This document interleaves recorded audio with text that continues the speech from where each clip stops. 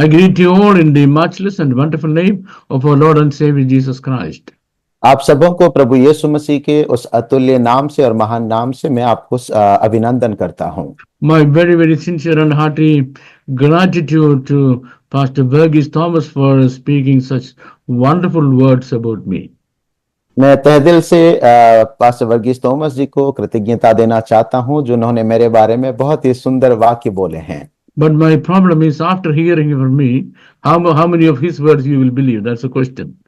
पर समस्या ये है कि उनके मुंह से सुनने के बाद आप में से कितने लोग इस पर यकीन करेंगे, मुझे नहीं पता। Okay, if you still keep the same opinion, then we can call it a day.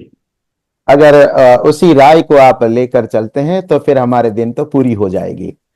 Okay, so what I'm trying to do today is to give you some updates and talks on what is happening in Israel today.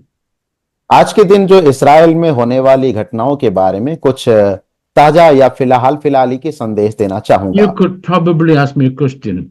Whatever may happen in Israel, that's thousands of miles away. Why should we be bothered about it?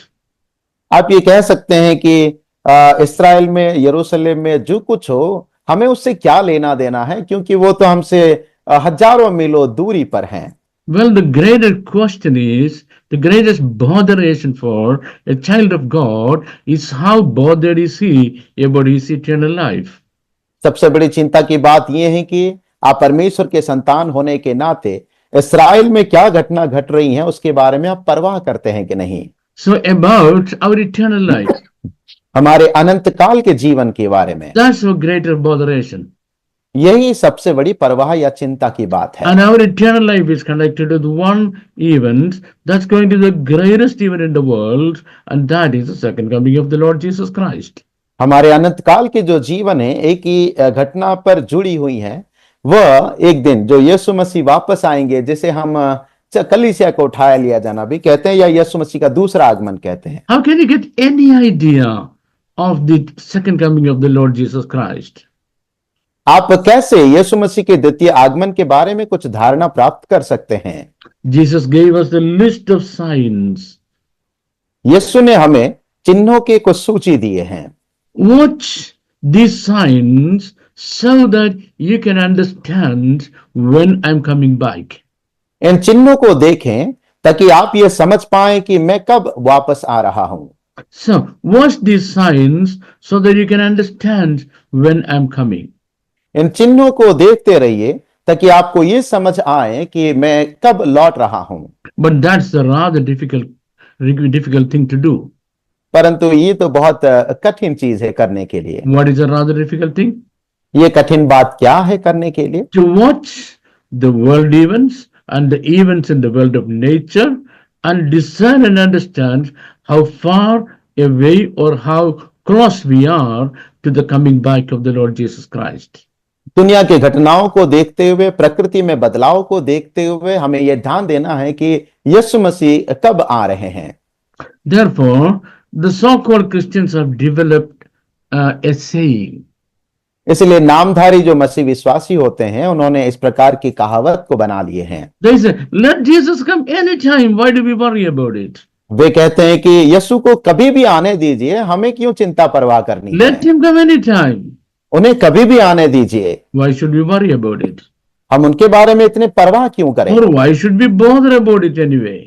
या फिर हम किसी भी रीति से चिंतित क्यों हो? Then Jesus says, तब यीशु कहते हैं, yes, there are some people who are concerned about my coming. जी वहां कुछ लोग हैं जो मेरे आने के बारे में चिंतित हैं। They look forward to the fulfilling of the signs that I already given. जिन चिन्हों को मैंने दिया है, उन चिन्हों को देखने के लिए या उससे परिपूर्ण होने के लिए कुछ लोग उसकी परवाह करते हैं। So they're waiting forward to my coming back. वे उस आने वाले दिन या मेरे आने वाले दिन के बारे में वो इंतजार कर रहे हैं। For them and exclusively for them am I coming back. उनके लिए और विशेष तौर पे उन्हीं के लिए मैं लौट कर आ रहा हूं। What about the rest of the so-called Christian world? तो फिर बाकी नामधारी मसीह लोगों के बारे में क्या है? They don't care about, or they don't bother about, they are not concerned about the signs of the earth and the world of nature and historical events that tell us about the second coming of the Lord Jesus Christ. वे इतिहास में क्या हुई है उसके बारे में परवाह नहीं करते, धरती में क्या चल रही है परवाह नहीं करते, प्रकृति में क्या चल रही है परवाह नहीं करते, मसीह यीशु जब लौट कर आएंगे उसके बारे में भी परवाह नहीं करते। So Jesus answered, तो यीशु ने उत्तर दिया, if you are not bothered about my coming back, why should I be bothered about taking me into my heaven? यदि तुम मेरे आने के बारे में चिंता नहीं करते हो तो फिर मैं क्यों तुम्हारी चिंता करूं कि मैं तुम्हें स्वर्ग लेकर जाऊं? So it's none of my business either. तो ना ही मेरा ये कोई व्यापार है। So we are children of God, हम जो परमेश्वर के संतान हैं, especially as pastors and teachers and evangelists of the word of God. विशेष तौर पे परमेश्वर के वचन की सेवकाई करने वाले पास्टर्स, प्रचारक और फिर जो भविष्यवक्ता या टीचर्स हैं, And more especially as the church of God. और खास तौर पे जो परमेश्वर के कलीसिया होने के नाते It is the greatest responsibility on us that we keep you informed about what is happening in the world so that you can understand how close you are to the coming back of the Lord Jesus Christ. ये हमारी बड़ी जिम्मेवारी बन जाती है कि प्रभु यीशु मसीह के आने के दिन के बारे में हम उसे नजदीकी से पहचाने और जाने। So, where do we look at for these things? हम इन चीजों के बारे में कहाँ देखते हैं? First of all, सबसे पहले we look into the Word of God. हम परमेश्वर के वचन में देखते हैं। What God told in the past, जो परमेश्वर ने भूतकाल में बताए हैं, what God told in the past, जो परमेश्वर ने बीते हुए दिनों में बताए हैं, okay, a lot of those things have already been fulfilled. उनमें से बहुत सारी बातें भूतकाल में ही वो परिपूर्ण हो गए हैं, And lots more are taking place in our lifetime today. और वर्तमान युग में हमारे जीवन काल में बहुत सारी चीजें हो रही है, And the rest of things going to take place in future. और बाकी की बातें भविष्य में होने वाली हैं। And here is a problem. यहाँ पे एक समस्या है। We should understand which are the things that have already taken place, what are the things that are taking place now, and what are the things that are going to take place later. हमें ये समझना जरूरी होगा कि कौन सी बातें परिपूर्ण हो गई हैं, कौन सी बातें परिपूर्ण हो रही हैं, कौन सी बातें परिपूर्ण होने वाली हैं। For all these things, we have to look at one spot on the planet Earth, only one spot, and that is the kingdom of Israel. और इन सभी बातों को समझने के लिए हमें एक ही जगह को देखना होगा, वो इस्राएल के राज्य है। Well, when the Hamas attacked Israel on the 7th of October 2023, there was a worldwide awakening among the Christian people. 7 अक्टूबर 2023 में जब हमास ने इस्राएल के ऊपर हमला किया, तब पूरे दुनिया भर में मसीह लोगों के अंदर एक जागृति आई। Because as a retaliation, Israel started fighting a war on Gaza Strip. क्योंकि बदला देने के मामले में या बदले लेने के स्वरूप में गाजा स्ट्रिप के ऊपर उन्होंने भी हमला किया। Massive buildings started to be demolished. बहुत बड़े बड़े जो इमारत को ढह दिया गया। So many prophecy experts started looking into the Bible to see whether there is any prophecy concerning this thing, or is it the fulfilling of any prophecies that has already been told that Gaza will be destroyed.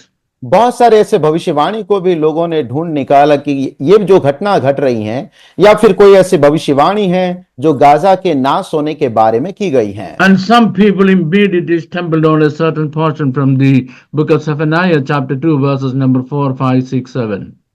तब कई लोगों ने जफनिया उसके दूसरे अध्याय के 4, 5, 6, 7 आयत को ढूंढ निकाले। If you got a Bible with you, you can open with me. यदि आपके पास बाइबल है तो आप मेरे साथ खोल सकते हैं। Okay. Shall I read, Pastor? Yes, sir. Please. Okay. For Gaza shall be forsaken, and Ascalon a desolation. They shall drive out Ashdod at the noonday, and Ekron shall be rooted up. क्योंकि Gaza तो निर्जन और Ascalon उजाड़ हो जाएगा। अशदोद के निवासी दिन दोपहर निकाल दिए जाएंगे और एक्रोन उखाड़ा जाएगा। Woe unto the inhabitants of the sea coast, the nation of the Cuthites. The word of the Lord is against you, O Canaan, the land of the Philistines. I will even destroy thee, that there shall be no inhabitants. समुद्र तट के रहने वालों पर हाय, करेती जाति पर हाय, हे कनान, हे पलस्तियों के देश, यहोवा का वचन तेरे विरुद्ध है, और मैं तुझको ऐसा नष्ट करूंगा कि तुझ में कोई ना बचेगा। Verse number 6. छठी आयत। And the sea coast shall be dwellings, and the cottages of the shepherds, and the folds for flocks. उसी समुद्र तट पर चरवाहों के घर होंगे और भेड़शालाओं में समेत चराई ही चराई होगी। And the coast shall be for the remnants of the house of Judah. They shall feed thereupon. In the house of Ashkelon shall they lie down in the evening. For the Lord their God shall visit them and turn away their captivity. अर्थात वही समुद्र तट यहूदा के घराने के बचे हुओं को मिलेगा, वे उस पर चराएंगे। वे अस्कलोन के छोड़े हुए घरों में सांझ को लौटेंगे, क्योंकि उनका परमेश्वर अदोनाई उनकी शुद्धि लेकर उनकी समृद्धि को लौटा लाएगा। Well, this was a prophecy given by prophet Zephaniah almost 2,800 years ago. ये जो भविष्यवाणी है सफनाया भविष्यवक्ता के द्वारा 2800 वर्ष पहले दी गई थी। So, if I give you a summary of these verses, it says like this: Gaza will be a total devastation. यदि मैं इस भविष्यवाणी के सारांश को आपको बताऊं तो ये कहूंगा कि गाजा बिल्कुल ही निर्जन या फिर वो सर्वनाश हो That means जाएगी। every building will be destroyed. It will be completely uninhabited. इसका मतलब सारे जो इमारतों को ढह दिया जाएगा, उखाड़ दिया जाएगा और वो निर्जन हो जाएगी। And no one will live there. और वहां कोई वास नहीं करेगा। It will remain as desolation forever and forever. और ये हमेशा के लिए निर्जन ठहरेगा। In hundreds of Christian newspapers, I started reading people writing articles that this is the end of Gaza forever. बहुत से क्रिश्चियन न्यूज़पेपर को मैं लगातार पढ़ता आया हूं जो ये बयां करती हैं कि गाजा हमेशा के लिए लुप्त हो गई। And so many prophecy analysts came forward and say, "Oh, Zephaniah's prophecy started being fulfilled. This is the end of Gaza. Gaza is going to be finished forever and forever." बहुत से भविष्यवाणी के बारे में बताने वाले भी यही बातें कहने लगे कि गाजा हमेशा के लिए अब ये खत्म हो जाएगी। Now it is almost 1.5 years. अब ये लगभग 1.5 वर्ष हो गए हैं। You look at what is happening in Gaza now. आप देखिए अब गाजा में क्या हो रहा है। You have every reason to believe that prophecy is going to fulfill. आपके पास हर प्रकार की वजह है विश्वास करने के लिए कि वो भविष्यवाणी पूरी होने जा रही है। What is prophecy? वो भविष्यवाणी क्या है? Gaza is going to be completely devastated. कि गाजा संपूर्ण रीति से विनाश हो जाएगी। It will not be rebuilt.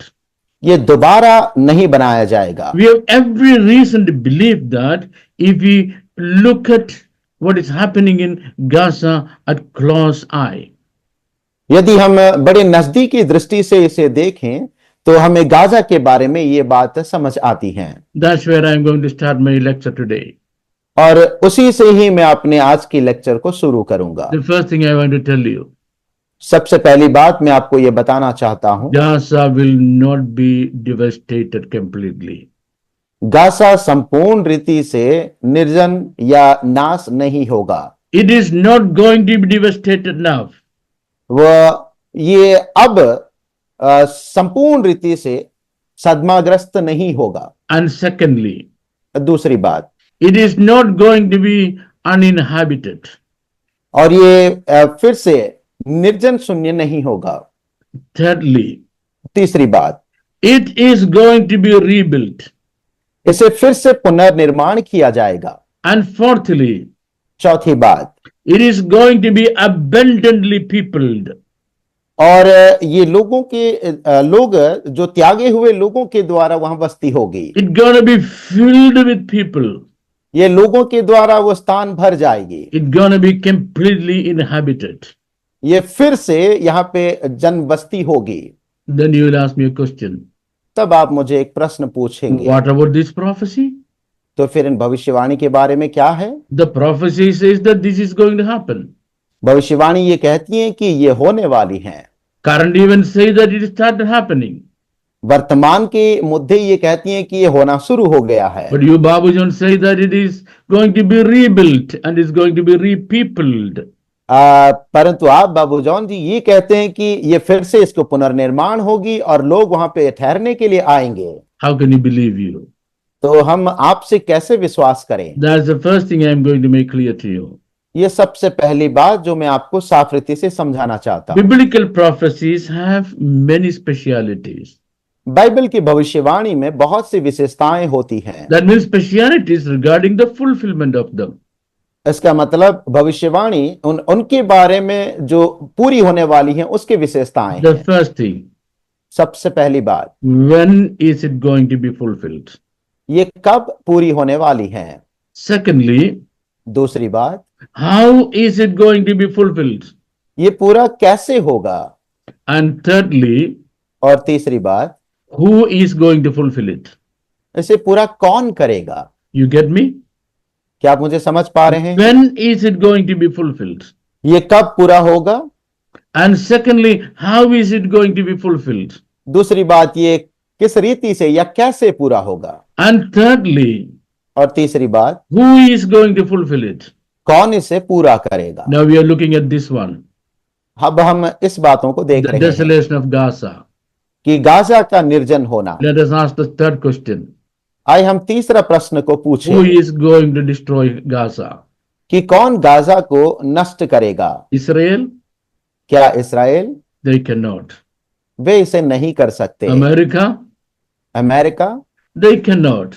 वे इसे नहीं कर सकते। Or European Union? क्या यूरोप के यूनियन? No.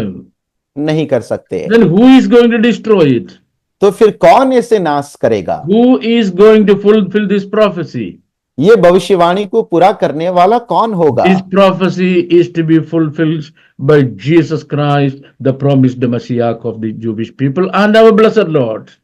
यहूदियों की जो प्रतिज्ञादत्त मसीहा और हमारे आशीषित प्रभु वही इससे पूरा करेंगे। So he is the one to destroy it.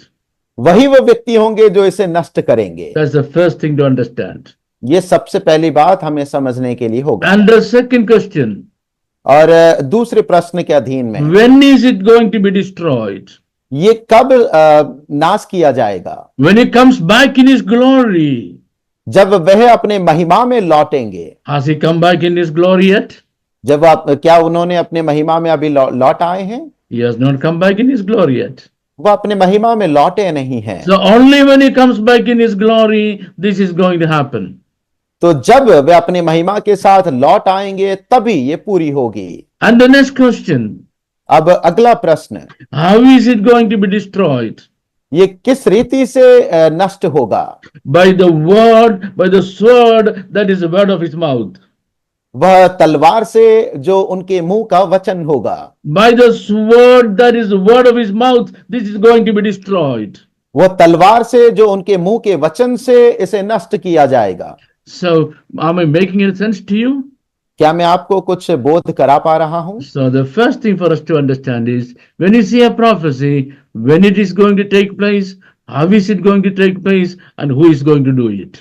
तो जब आप एक भविष्यवाणी को देखें तो ये तीन बातों को याद रखें कि ये कब पूरा होगा, कैसे पूरा होगा, कौन पूरा करेगा। And the next thing I am coming to, और अगली बात पर मैं आ रहा हूं, war or peace in Israel. Israel में युद्ध या शांति? War or peace in Israel. Israel में युद्ध और शांति? Well, that's a very, very complicated question. ये एक बहुत ही उलझा हुआ प्रश्न है। I don't think you can give a quick answer. मुझे नहीं लगता कि एक जल्दी से उत्तर हम उसका दे सकते हैं। Why is not possible to give a quick answer? क्यों ये मुमकिन नहीं है कि हम जल्दी से कोई उसका उत्तर दे Because the सकें? answer of this question is an understood element. क्योंकि ये जो प्रश्न के उत्तर हैं वो समझने वाली बात हैं। It's an understood element.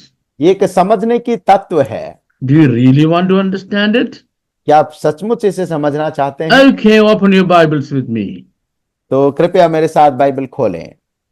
Open your Bibles with me to yet another topics where we're coming कृपया to. Yes.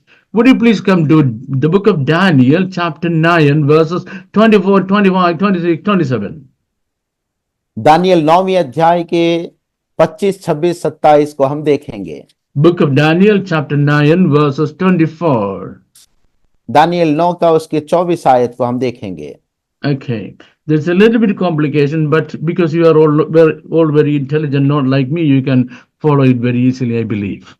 इसमें थोड़ी सी जटिल बात है, उलझा हुआ बात है, परंतु आप मेरे से ज्यादा समझदार हैं। 70 weeks are determined upon thy people and upon thy holy city to finish the transgressions and to make an end of sin and to make reconciliation for iniquity and to bring in everlasting righteousness and to set up and to seal up the visions and prophecy and to anointing the most holy. तेरे लोगों और तेरे पवित्र लोगों के लिए 70 सप्ताह ठहराए गए हैं कि उनके अंत तक अपराध का होना बंद हो और पापों का अंत और अधर्म का प्रायश्चित किया जाए और युग युग की धार्मिकता प्रकट हो और दर्शन की बात पर और भविष्यवाणी की छाप दी जाए और परम पवित्र का अभिषेक किया जाए। Now therefore understand that from the going forth of the commandment to restore to build Jerusalem unto the Messiah the prince shall be 7 weeks and 62 weeks, and the street shall be built again and wall even in troublous time. इसीलिए यह जान और समझ ले कि यरूशलेम को फिर बसाने की आज्ञा के निकलने से लेकर अभिषिक्त प्रधान के समय तक 7 सप्ताह बनेंगे, फिर 62 सप्ताह के बीतने पर चौक और खाई समेत वह नगर नष्ट के कष्ट के समय में फिर बसाया जाएगा। And after 62 weeks shall the Mashiach be cut off, but not for himself, and the people of the prince that shall come shall destroy the city and the sanctuary, and the end thereof shall be with a flood, and at the end of the war desolations are determined. उस 62 सप्ताह के बीतने पर अभिषिक्त पुरुष काटा जाएगा और उसके हाथ कुछ ना लगेगा, और आने वाले प्रधान की प्रजा नगर और पवित्र स्थान को नष्ट तो करेंगे, परंतु उस प्रधान का अंत ऐसा होगा जैसा बाढ़ से होता है, तो भी उसके अंत तक लड़ाई होती रहेगी, क्योंकि उसका उजड़ जाना निश्चय ठान लिया गया है। So let us look at the last part of that verse once again. आए हम उस आयत के आखिर भाग को फिर से देखें। And the end thereof shall be with a flood, and unto the end of the war desolations are determined. परंतु उस प्रधान का अंत ऐसा होगा जैसा बाढ़ से होता है, तो भी उसके अंत तक लड़ाई होती रहेगी, क्योंकि उसका उजड़ जाना निश्चय ठान लिया गया है। Here we are coming to what is called Daniel's 70 weeks. हम यहाँ पे उस जगह पर आते हैं जिसे हम कहते हैं दानियल का 70 सप्ताह। Well, guys, unfortunately, that's a very, very boring topic to teach. बेशक दुर्भाग्यवश ये बहुत उबाऊ विषय है सिखाने के लिए। I'm not at all interested in explaining this thing. मैं बिल्कुल भी इस पर रुचि नहीं रखता इन्हें व्याख्यान करने के लिए। Because before I finish explaining, half of the audience will be away from me. क्योंकि इसका व्याख्यान पूरा करने से पहले आधे से ज्यादा जो लोग हैं मेरे से दूर हो जाएंगे। But unfortunately, if I should make any sense on this particular topic, then I have to explain it. परंतु दुर्भाग्यवश यदि मुझे ये करना भी होगा तब भी मैं इसे व्याख्यान करूंगा। The prophet Daniel was in Babylon. भविष्यवक्ता दानियल इस समय बबूल में थे। All his people were captives there. उनके सारे लोग वहां पे बंदी बने हुए थे। And how long are they going to be captives? और वे कब तक के लिए वहां पे निर्वासित ठहरेंगे? His heart was burdened. उनके हृदय बोझ से भरा हुआ था। He started reading the prophecies about their captivity. वे इस निर्वासन के बारे में भविष्यवाणी को पढ़ने लगे थे। He found that in 70 years it would be over. उन्होंने ये पाया कि ये 70 साल में समाप्त हो जाएगी। He found that that 70th year was already there. और उन्होंने ये पाया कि वह 70 वर्ष वे वहीं पे थे। So he decided to seek the face of the Lord to get an answer. फिर उन्होंने निर्णय लिया कि वे परमेश्वर की ओर देखें ताकि उन्हें उत्तर मिल सके। He declared a fasting for himself. और उन्होंने अपने लिए एक उपवास की घोषणा की। Unfortunately, a rather prolonged fasting. और फिर उनके लिए किस्मत से उनके जो उपवास थी वो लंबी चली गई। There was only one thing he wanted to know. बस एक ही बात वह जानना चाहते थे, The immediate future. वर्तमान की जो उनके भविष्य थी। What's going to happen to Israel now? उनके लिए इस्राएल में क्या होने वाला था। But God decided to give him a longer answer. परंतु परमेश्वर उन्हें एक लंबी उत्तर देना What's चाहते the थे। longer answer? और वो लंबी उत्तर क्या थी? The answer about things going to happen to Israel till the end of the world and after the end of the world. जो उत्तर ये था जो अंत तक, दुनिया के अंत तक के बारे में और उसके आगे के बारे में भी। Therefore the angel Gabriel came. और इसीलिए जिब्राइल दूत नीचे आए। The angel told, और दूत ने कहा 77s are decreed for your people and your holy city. तेरे लोगों के लिए और तेरे पवित्र नगर के लिए 70 सप्ताह ठहराए गए हैं। So what is meant by 77s? और ये जो 70 सप्ताह या 70 सात ये क्या है? Well, all Bible commentators agree that 77 should be understood as 70 weeks of years. और 70 सात जो यहाँ पे बताया गया है, बाइबल के विद्वान यही सोचते हैं कि ये 70 सात साल है। That means a period of 490 years. इसका अर्थ है कि वो 490 वर्ष हैं। 1 week means 7 years. एक सप्ताह का अर्थ 7 साल। 1 week means 7 years. एक सप्ताह यानी 7 साल। So 77 means 490 years. 70 गुना 7 का अर्थ 490। That means God has set a clock in his plan for things to be fulfilled in the history of Israel. इसका मतलब इस्राएलियों के इतिहास में कुछ पूरे होने के लिए परमेश्वर ने एक घड़ी के नियुक्त किए थे, एक समय के नियुक्त किए थे। So when was he praying? तो वह कब प्रार्थना कर रहे थे? I think he was praying in the year 526 BC. मैं सोचता हूं दानियल की प्रार्थना 526 ईसा पूर्व में हुई होगी। That's when he was praying. तभी वे प्रार्थना कर रहे थे। So here God is saying, अब यहां परमेश्वर कह रहे हैं, I have set a period of 77s. मैंने एक समय को जो 70 साथ है उसे नियुक्त किया है। Means 490 years. इसका मतलब 490 वर्ष। 490 years are going to be fatal in the history of the people of Israel. और 490 वर्ष इस्राएल के इतिहास के लिए एक समय होगा। And that can be divided into 3 parts. और उसे 3 भाग में बांटा जा सकता है। The first is a period of 49 years. सबसे पहला जो युग होगा या समय होगा वो 49 वर्ष की होगी। That means 7 sevens. इसका मतलब 7 गुना 7, 49 years. 49 वर्ष। Second is a period of 434 years. दूसरा जो युग होगा या समय होगा वो 434 वर्ष का होगा। And the next is a period of 7 years. और अगला जो वर्ष होगा वो 7 वर्ष की होगी। So these 490 years divided into 3 particular periods.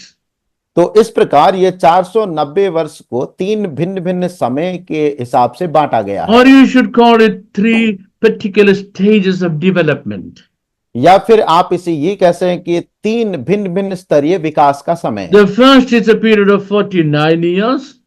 सबसे पहला जो स्तर है या पड़ाव है वो 49 वर्ष की है। Second, 434 years. दूसरा पड़ाव वो 434 वर्ष के हैं। And third, a period of 7 years. और तीसरा जो पड़ाव है वो 7 वर्ष की हैं। And now we are coming to verses number 25, where it says, अब हम 25वीं आयत पर आते हैं जहां पे ये लिखा गया है, From the time the word goes out to restore and rebuild Jerusalem, until the anointed one, the ruler, comes, there will be 7 sevens and 62 sevens. इसीलिए यह जान और समझ ले कि यरूशलेम को फिर बसाने की आज्ञा के निकलने से लेकर अभिषिक्त प्रधान के समय तक 7 सप्ताह बीतेंगे And 62 sevens. फिर 62 सप्ताहों के बीतने पर चौक और खाई समेत वह नगर कष्ट के समय में फिर बसाया I'm जाएगा। going to divide it.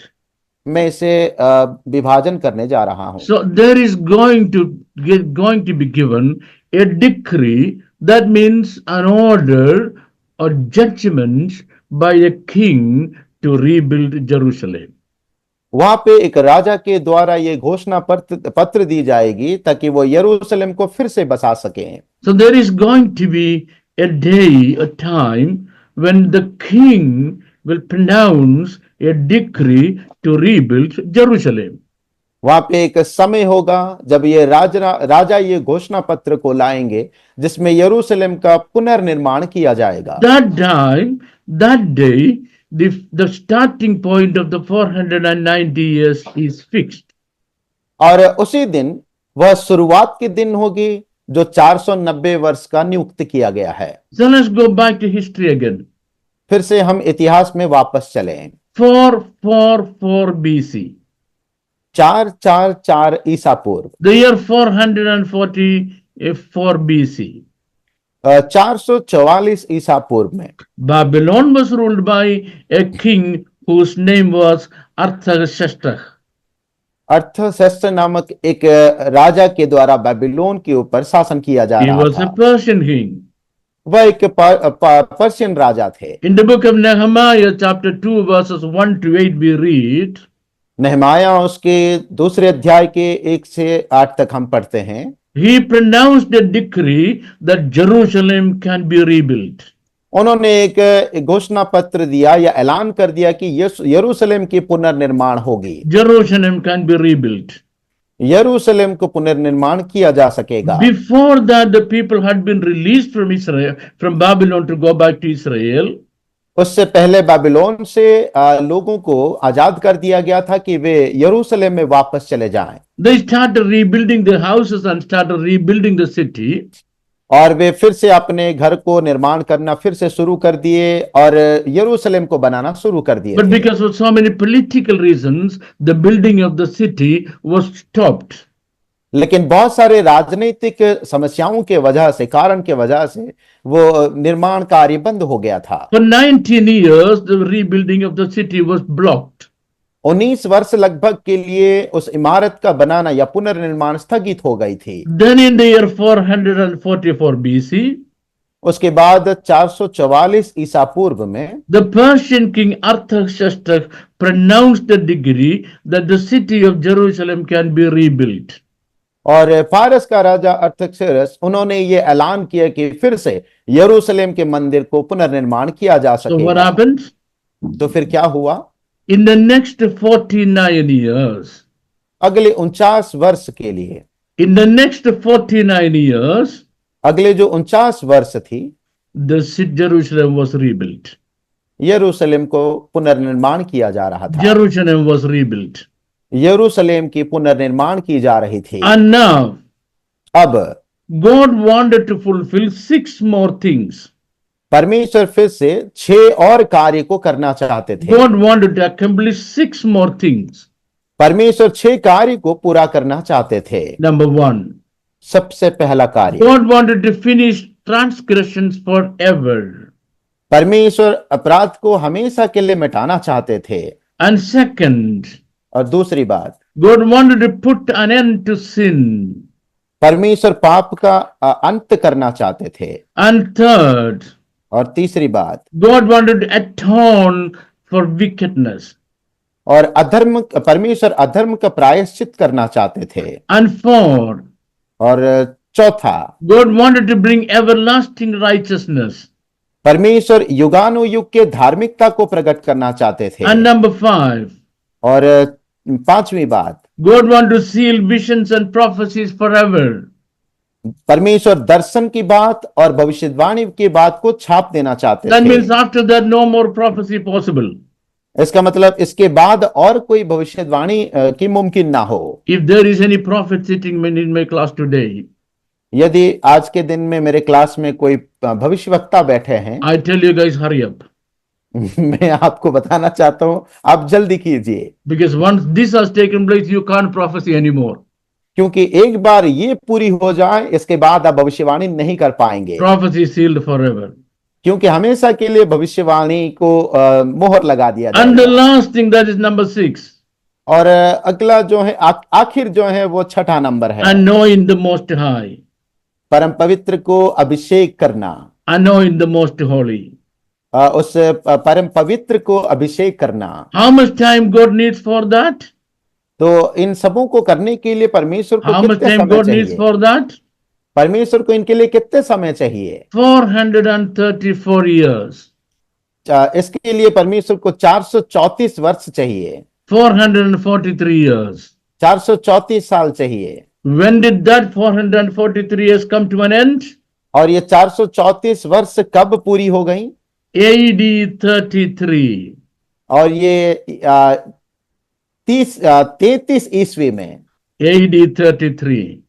ये 33 ईस्वी में, In the year AD 33, 33 ईस्वी में, in the year AD 33, और ये 33 ईस्वी के साल में, do you know what happened? आप जानते हैं क्या हुआ? Do you know what happened? आप जानते हैं क्या हुआ? Yes, the Mashiach came. वह मसीहा आए, The Mashiach came.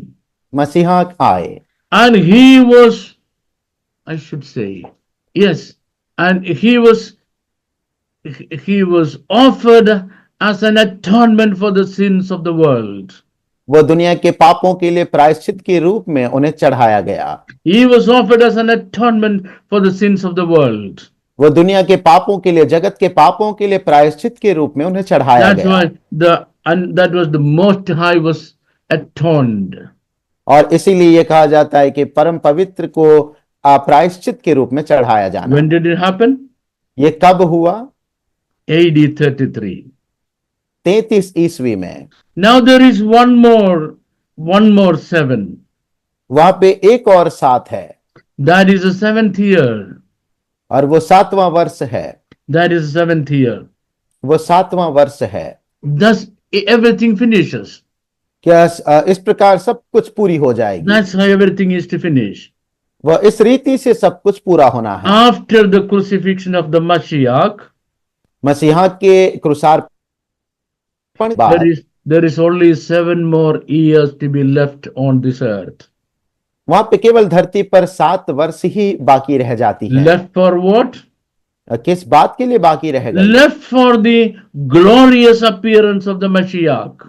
वो मसीहा के महिमा में दृश्य या प्रकट को दर्शाती I'm है। trying to make things a bit more clear to you. मैं आपको अच्छी रीति से समझाने की कोशिश कर रहा हूं। I don't know how much of my broken English makes any sense to you. Well, my brother is giving a for translator. The translation, I don't have to worry about it. Look at it. 490 years. देखिए वो 490 वर्ष, 490 years. 490 वर्ष the most important years in the history of the people of Israel. इसराइलियों के लिए इतिहास में सबसे महत्वपूर्ण समय। Of which 483 years over when Jesus was crucified.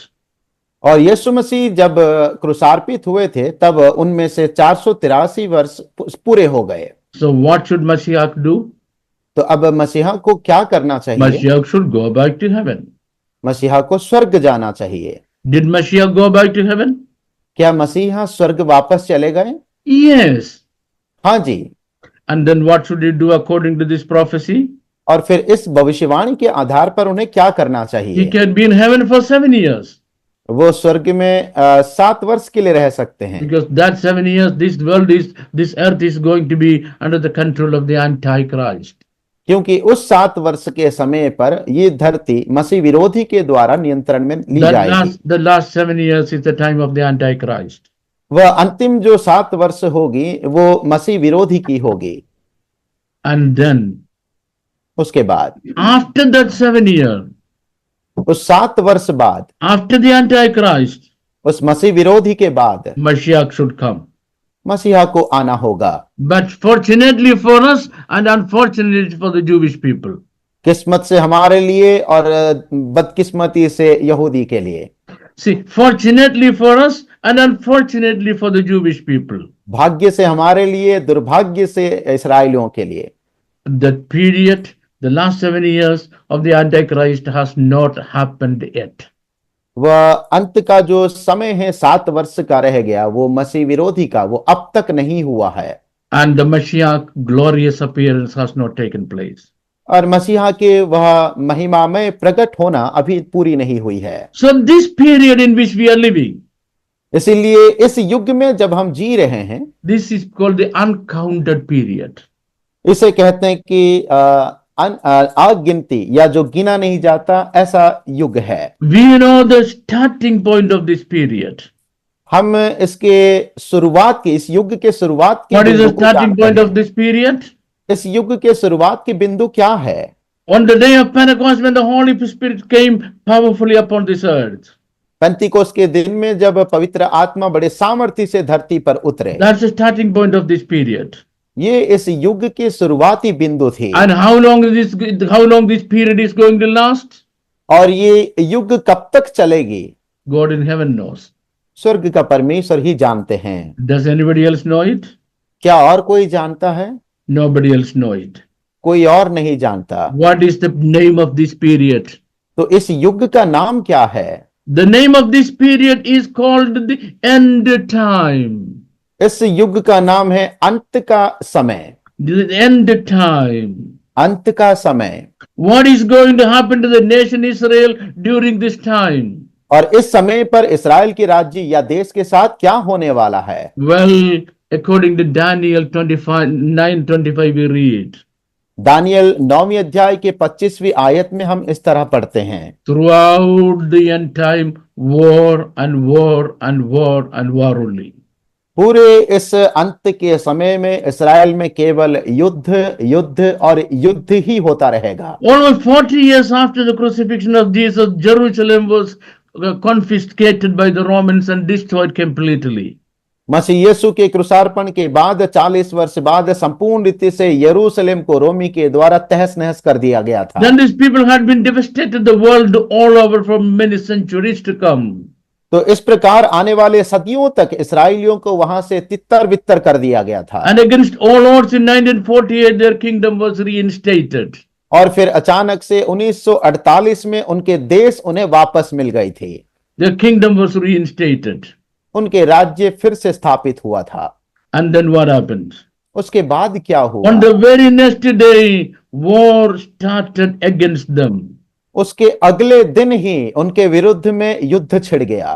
From that day उस दिन से till now, आज तक, when this webinar is going on, जब ये वेबिनार चल रही है, there has not been a single day in Israel when there is no warfare. वह इस्राएल में ऐसा कोई एक भी दिन नहीं है जहां पे उन्हें युद्ध नहीं लड़ा हो। There is no day. वहां कोई दिन ही नहीं। Well, then the question, तो फिर प्रश्न उठता है, if they are God's people, why God doesn't stop all these wars in Israel immediately? यदि वे परमेश्वर के लोग हैं, संतान हैं, तो परमेश्वर तुरंत ही ये युद्ध को रोकते क्यों नहीं? There are three things to learn from there. वहां उनसे 3 बात सीखने के लिए If we है। don't learn these three things, then there is no point in we attending this seminar. यदि आप ये तीन बात को नहीं सीखते हैं तो फिर आज का वेबिनार ज्वाइन करने का कोई मकसदी मुकाम ही नहीं है। Number one, पहली बात, they are God's people living in devil's world. वे परमेश्वर के लोग हैं लेकिन शैतान के दुनिया में जीते हैं। When God's people are living in devil's world, they should expect the devil to be attacking them 24/7. जब वे परमेश्वर के लोग होकर शैतान की दुनिया में रहते हैं तो उन्हें यही उम्मीद करना चाहिए कि हमेशा शैतान उन्हें आक्रमण करेगा। What sense does it make to us? तो ये किस प्रकार की बोध हमें कराती है? Like them, we are also God's people living in devil's world. हम भी परमेश्वर के लोग होकर शैतान की दुनिया में रह रहे हैं। What can we expect? तो हम उम्मीद क्या रख सकते The हैं? devil fighting against us 24/7. कि शैतान हमसे 24 गुना 7 लड़ता ही रहता है। Why? क्यों? God has determined it. क्योंकि परमेश्वर ने इसे फैसला लिया है। God has determined it. परमेश्वर ने इसका फैसला लिया है। These are the first two things. और ये पहली दो बातें हैं। They are God's people. God has determined war on their life 24/7. वे परमेश्वर के लोग हैं और परमेश्वर ने यह तय किया है कि उनके लिए 24 गुना 7 युद्ध रहेगा। Secondly, we are God's people. God has determined enmity on us from the world 24/7.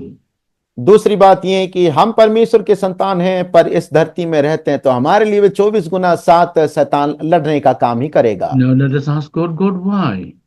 अब हम परमेश्वर से पूछें कि परमेश्वर ऐसा क्यों? God, why? परमेश्वर ऐसा क्यों? God's answer. परमेश्वर का उत्तर, Otherwise, you will love this world. यदि ऐसा ना हो तो आप इस जगत से प्रेम रखोगे And love of the world is enmity to God. और जगत से प्रेम रखना परमेश्वर के प्रति बैर है, शत्रुता है। You cannot be God's children and loving the world at the same time. आप परमेश्वर के संतान होकर जगत से प्रेम उसी के साथ साथ नहीं रख These two सकते। things don't go hand in hand. ये दोनों चीजें बराबर साथ साथ नहीं चलती Either हैं। you love the world and be या with the फिर- world, or be with the Lord and be in enmity with the world. या फिर आप जगत से प्रेम रखें, जगत में रहें और परमेश्वर के शत्रु बने रहें। And the third thing to understand. और तीसरी बात सीखने के लिए, And the third thing to understand. तीसरी बात सीखने के Well, लिए, come on, the third thing to understand. आइए तीसरी बात सीखने के लिए, That is the most important thing to understand. वो सबसे महत्वपूर्ण बात है सीखने के लिए। If there is war 24/7, how can we have a peaceful life on this earth? यदि हमारे युद्ध 24 गुना 7 रहेगी तब हम धरती में शांतिमय जीवन को कैसे देखेंगे? There is one message to the people of Israel and another message to the children of God today. That means the New Testament church. यहाँ इसराइलियों के लिए एक संदेश है तो उसी के साथ साथ जो परमेश्वर की कलीसिया है उनके लिए भी एक संदेश है। So what is it to us now first? हमारे लिए अब क्या है? There is warfare against our life 24/7. हमारे जीवन में भी 24 गुना 7 युद्ध चलती रहती Because है। of you, we are crushed down from all sides. तुम्हारी वजह से हमें हर तरीके से, हर दिशा से हमें कष्ट दिया जाता है। We are treated as sheep for slaughter.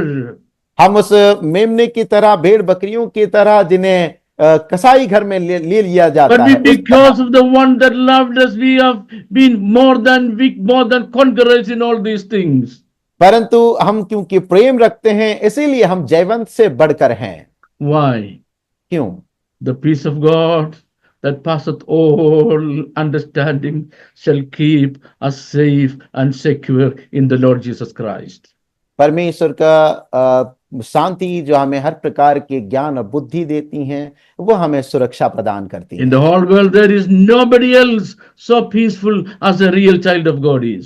जगत में और कोई नहीं है जितने परमेश्वर के संतान होने के नाते हम शांति में रहते हैं। Some World Health Organizations are studying, making a lot of studies about the satisfaction index or happiness index the world all over. World health organisation जैसे संस्थान इस प्रकार काम करते हैं कि पूरे जगह में जहाँ किस प्रकार की बातों में आप खुश रहते हैं उसके रणनीति या आंकड़े निकालते हैं। And all studies say that the happiest people under the sky are the Jewish people. और सारे अध्ययन यही बताती हैं कि दुनिया में आसमान के नीचे अगर सबसे ज्यादा खुश में रहने वाले कोई मुल्क हैं तो वो यहूदी लोग हैं। The Jewish people. यहूदी लोग। War everywhere. हर जगह युद्ध है, Everyday warfare. और हर दिन युद्ध भी है। Are they happy? क्या वे खुश हैं? They are the happiest. वे सबसे ज्यादा खुश हैं। They are the happiest. वे सबसे ज्यादा खुश Now, हैं। concerning us, there are a few things that I'm going to reveal to you from the prophetical side, which gives us some idea of what exactly is happening as a fulfillment of biblical prophecies in Israel now. अब हमारे बारे में कुछ बातें मैं आपको ऐसे बताना चाहता हूं जो भविष्यवाणी के पक्ष से हैं, जो आज के दिन में दुनिया में पूरी हो रही हैं। Well, I'm going to focus you on 6 things that are the fulfillment of biblical prophecies happening now. वर्तमान में होने वाले ऐसे 6 चीज के बारे में, 6 बातों के बारे में बताऊंगा जो आज भविष्यवाणी को पूरा होते हुए दिखाई दे रही हैं। 6 things. 6 बातें। Well, I tell you in advance, that can be very, very boring. मैं पहले से आपको बता देना चाहता हूं कि ये उबाऊ हो सकती हैं। The best session you can have a deep sleep. और सबसे अच्छी सेशन उसमें हो सकता है कि आप गहरी नींद में जा सकते हैं। Very, very deep sleep. बहुत ही गहरे नींद The में। sort of sleep you would never have had in the distant past, recent past. आपको हाल ही फिलहाल में ऐसा गहरे नींद शायद ही आई होगी। Don't worry, in the end of the day, in the end of the seminar, Sumit will wake you up. आप चिंता ना करें, इस वेबिनार के अंत में आपको भाई सुमित जगा देंगे। Now I'm going to take you to the recent events, which are the fulfillment of 6 prophetical words. अब मैं आपको उन जगहों में ले जाना चाहता हूं या उन बातों को बताना चाहता हूं जो भविष्यवाणी के 6 बातें पूरी होती हुई दिखाई दे रही All हैं। things happened just recently. और ये हाल ही फिलहाल में ये 6 बातें पूरी हुई है। When a certain man came named Donald Trump came back to be the president of the United States of America rather recently. हाल फिलहाल में एक सज्जन जिनका नाम है डोनाल्ड ट्रंप, वो अमेरिका के राष्ट्रपति बनकर आए हैं। This man, soon after becoming the president of America, he pronounced, looking at Gaza, he said, there are 1.8 million people there. I am going to evacuate them, remove them, take them away from, transform all of them from the kingdom of Gaza. और वे तुरंत, यानी राष्ट्रपति बनने के तुरंत बाद उन्होंने एक ऐलान बात कर दिया कि गाजा में रहने वाले 1.8 मिलियन लोगों को मैं गाजा से हटाने वाला हूं। 1.8 million people he is going to remove from that landscape. और इसका मतलब वे गाजा में रहने वाले जो लोग हैं 1.8 मिलियन लोगों को वहां से हटाने वाले हैं। Well, the Islamic world looked at it and they thought he must be crazy, mad, उन्होंने पागल है।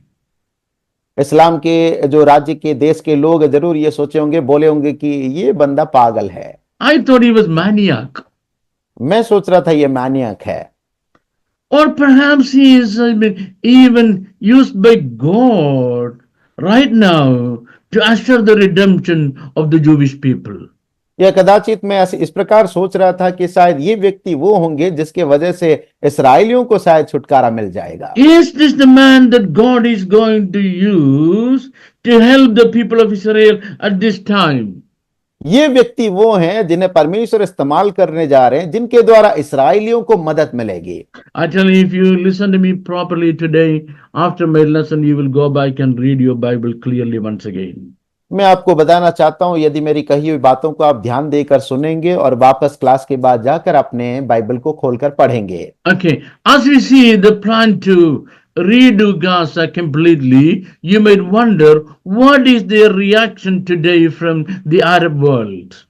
जब ये बातें घोषणा की गई ये करने के बारे में, तो अरब के जो मुल्क हैं या जो इस्लामिक दुनिया है, उनकी क्या प्रतिक्रिया रही? When he says he is going to remove all the people from the place, how does the Arab world react? जब ये कहा गया कि डोनाल्ड ट्रंप गाजा के रहने वाले लोगों को उनके देश से वो हटाने वाले हैं, तो अरब की दुनिया क्या बोलने लगी? So this declaration is appearing in different titles, headlines in the world all over, from China to Russia. ये पूरे दुनिया में चाइना से लेकर रशिया तक हर एक मुल्क ने ये बातों को भिन्न तरीके से भिन्न शीर्षकों के द्वारा बताई गई। From France to Spain. France से लेकर स्पेन तक। So there is a direct criticism on the plan of Trump's, as the nations of the world say this is an ethnic cleansing and this cannot be permitted. और ये सब लोगों का ये मानना हो गया था कि ये एक प्रकार के जनजातियों के निर्जन करना होता है और इसे मुमकिन नहीं किया जा सकता, इजाजत नहीं दी जा सकती। And the leaders of the Hamas say that it's not going to take place. और हमास के जो अगुवे हैं वो कहने लगे कि इस तरह कभी नहीं हो सकता। There's a recent title in the Hebrew newspaper, it appears like this. और हिब्रू के समाचार पत्र में हाल ही फिलहाल में इस प्रकार की बातें छपी थी। That's a quote from the words of the Hamas leaders. वो हमास के अगुओं के मुंह से निकले हुए बातें इस प्रकार We will not receive the plans to uproot us from our own land. हम इस प्रकार के योजना में सहमत नहीं होंगे कि कोई आकर हमें अपने ही जमीन से बेदखल करे। We will not allow Trump to do it.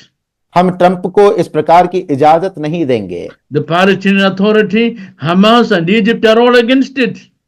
फलस्तीन और इजिप्ट इसके सारे अधिकारी इनके विरोध में हैं। Look at it.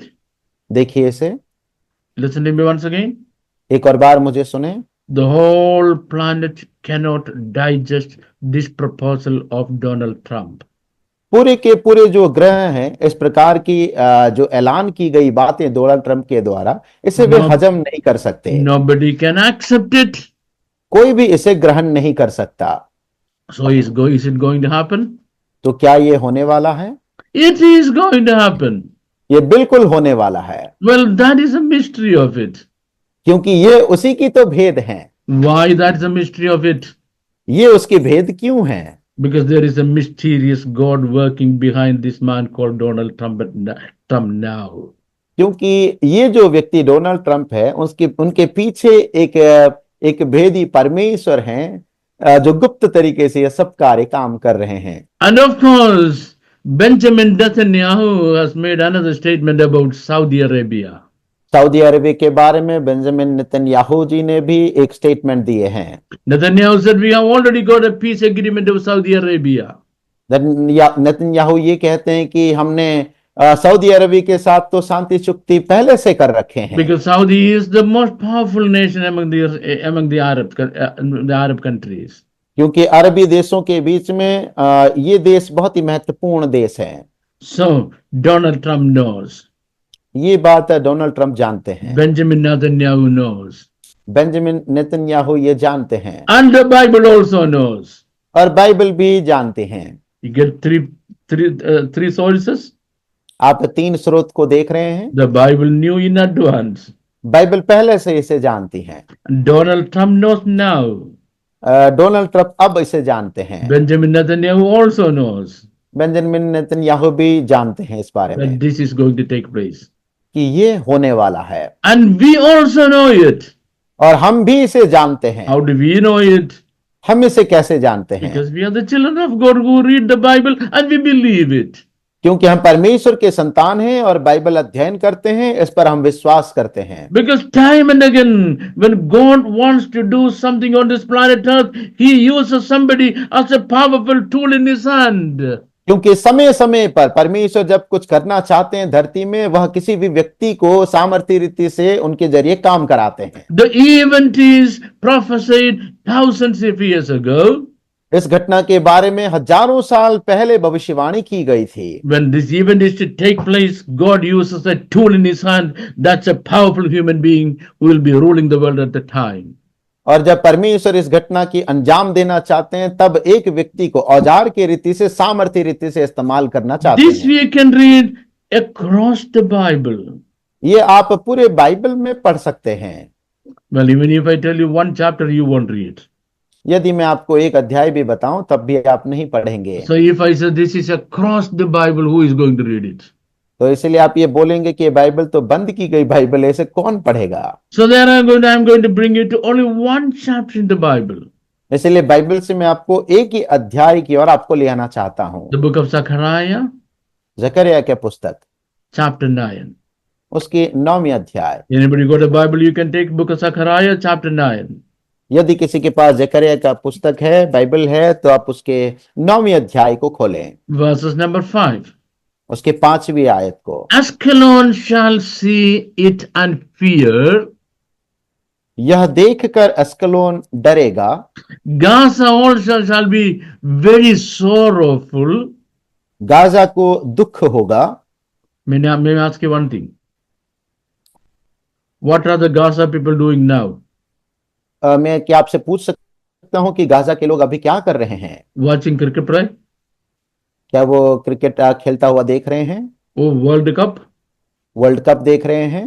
Or a fantastic Hindi film? या फिर एक बहुत अच्छा हिंदी फिल्म देख रहे हैं? Or very sorrowful? या फिर वे बहुत ही दुख हैं? I say very sorrowful. मैं कहता हूं कि वे बहुत दुखी हैं। 2400 years ago, the prophet Zechariah prophesied it. 2400 वर्ष पहले जकरिया भविष्यवक्ता ने इसके बारे में भविष्यवाणी किए थे। Is it happening now? क्या अभी वो हो रही है? It is happening now. ये अब हो रही हैं। And Ekron, for he dried up her expectation, the king shall perish from Gaza. और एक्रोन भी डरेगा क्योंकि उसकी आशा टूटेगी और गाजा में फिर राजा ना रहेगा। What happened to the Hamas leaders? और हमास के अगुओं के साथ क्या हुआ? Any one of them there? क्या वहां पे उनमें से अगुए में से कोई एक भी है वहां? Not even one of them there. एक भी अगुआ वहां अभी है Who नहीं। prophesied it? किसने भविष्यवाणी किया था? Zechariah. जकरिया ने किया था। How many years ago? कितने वर्ष पूर्व? 2400 years ago. 2400 वर्ष पूर्व। And Ascalon shall not be inhabited.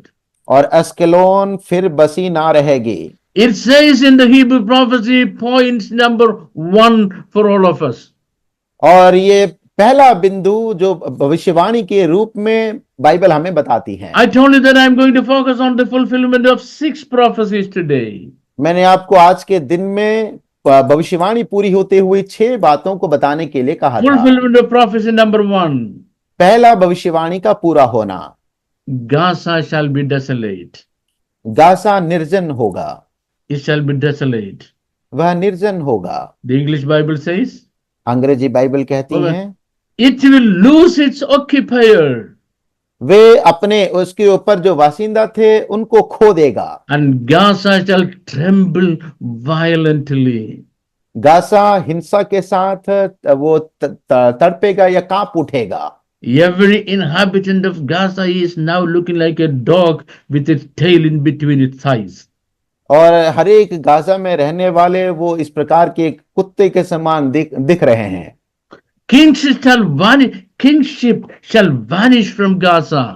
और उनमें से जो राज्य के लोग होंगे वे गायब हो जाएंगे। So these 2 words in the Hebrew Bible are telling us exactly what's going to happen. और ये 2 आयतें जो बाइबल में इनके बारे में जो असलियत में होने वाला है वही बताती हैं। When you see this happening, you can connect it to the coming back of the Mashiach. जब आप ये होते हुए देखते हैं तब आप इन बातों को मसीह का लौटने के बारे में जोड़ सकते Gaza हैं। will lose its monarchy, Gaza अपने राजतंत्र को खो देगा its own leadership. और ये सारे अपने अगुओं को भी। That is going to be sign of this time. और ये इस समय का चिन्ह होगा। This is pronounced 2400 years ago. और ये 2400 वर्ष पहले घोषणा की गई थी। Now it is happening अभी ये हो रही है as a sign. एक चिन्ह के स्वरूप। Sign for what? किस बात के चिन्ह है? Sign for the second coming of the Lord Jesus Christ. मसीह यीशु के दोबारा लौटने की या द्वितीय I आगमन tell की you, चिन्ह है। today the rest of the lecture is going to be from the Jewish perspective. मैं आपको ये बताता हूं कि आगे की जो लेक्चर है वो यहूदियों के धारणा के आधार So पर होगा। I'm going to tell you about what the Jewish rabbis are thinking or saying about it. मैं आपको वह बातें बताने जा रहा हूं जो यहूदी गुरुएं कहा करते हैं। So they said that this is time when Gaza will lose its kingdom. वे कहते हैं कि यही समय है जब गाजा अपने राज्य को खो देगा। And the kingdom of Gaza will return to Israel. और गाजा की जो राज्य है वो इस्राएल को वापस किया जाएगा। Listen to me carefully. मुझे ध्यान से सुनिए। Yes, make your hearing equipment ready. आप अपने सुनने की जो यंत्र हैं तैयार रखिए।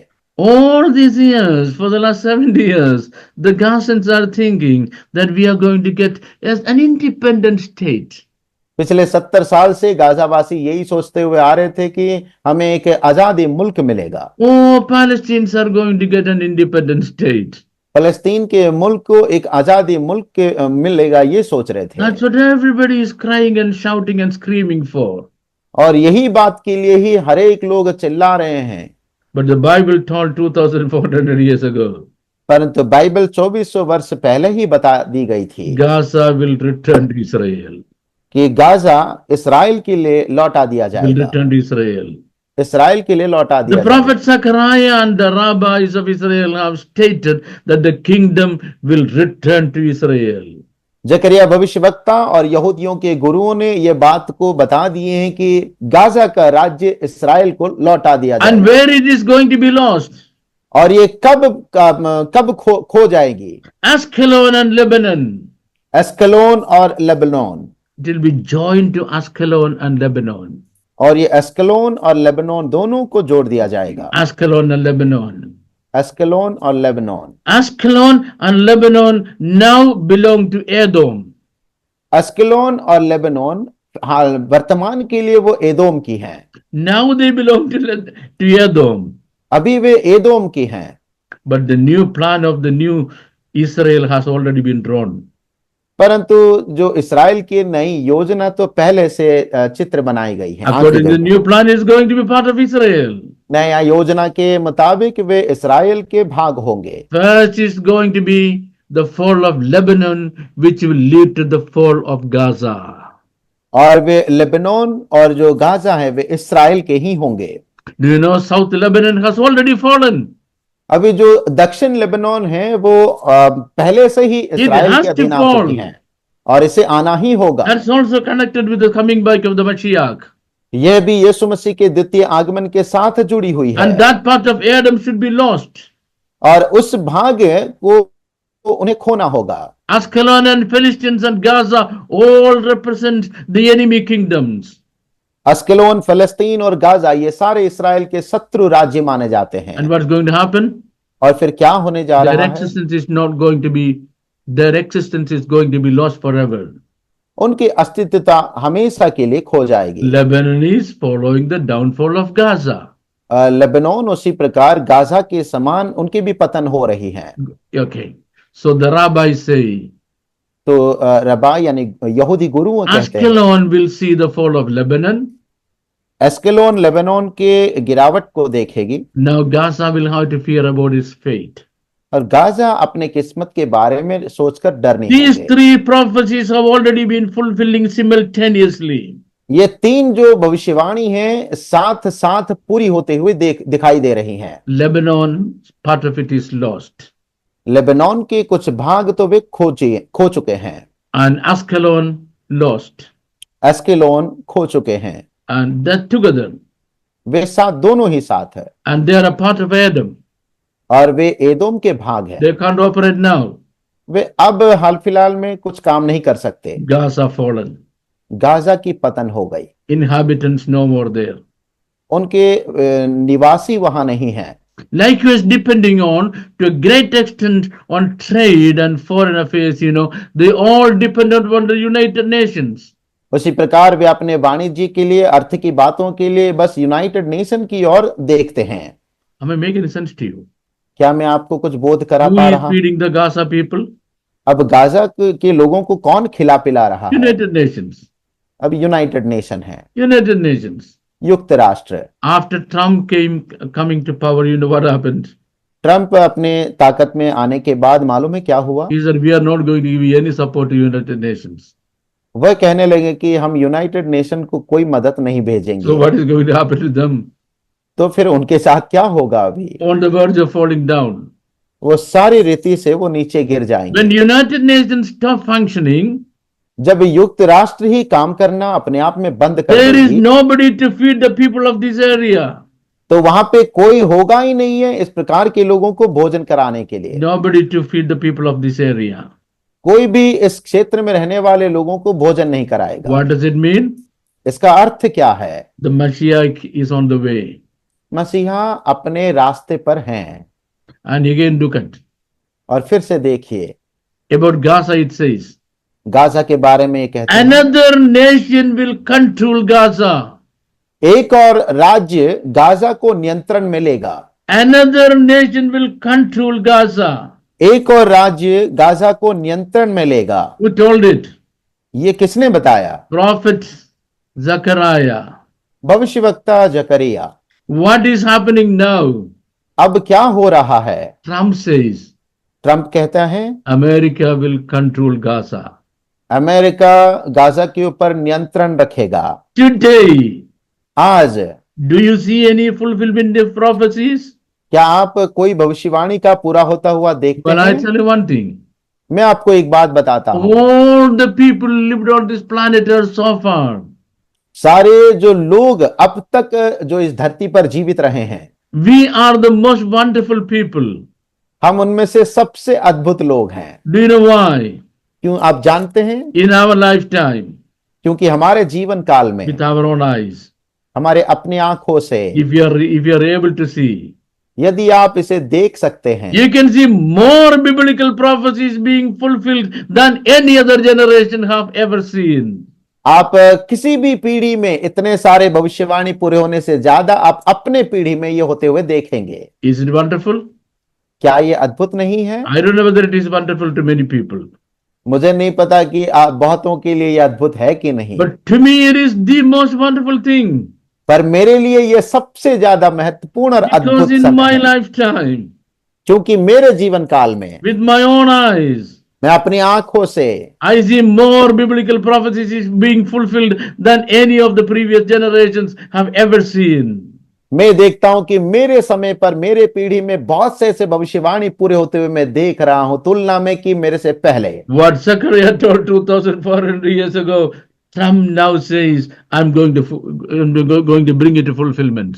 जकरिया भविष्यवक्ता जो 2400 वर्ष पहले ये भविष्यवाणी किए थे, आज के दिन में ट्रंप उसे कहते हैं कि मैं इसे पूरा करूंगा।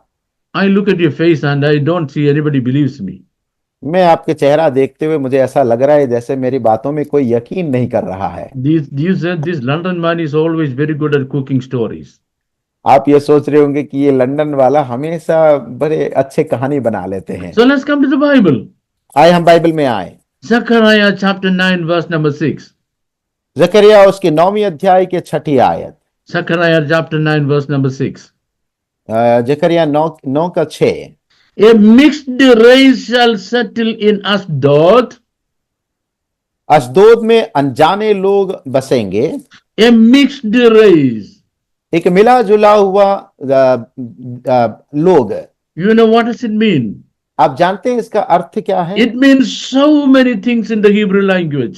इसका मतलब यहूदी भाषा में बहुत कुछ होता है। Meaning number 1. सबसे पहला अर्थ है Foreigner. परदेशी, Somebody from far away. कोई दूर स्थान से। Number 2.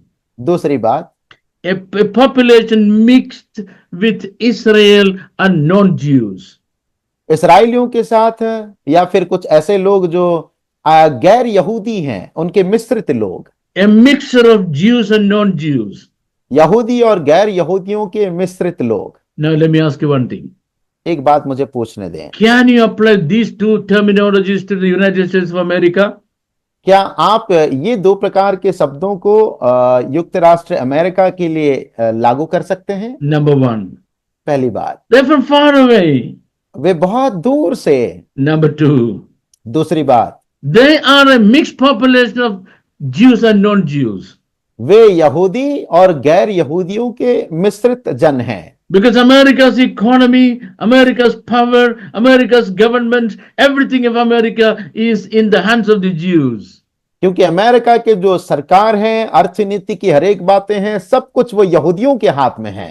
Now the Bible says, अब बाइबल कहती हैं, they shall settle in Ashdod. वे अशदोद में बस्ती बिठाएंगे। And then what will happen?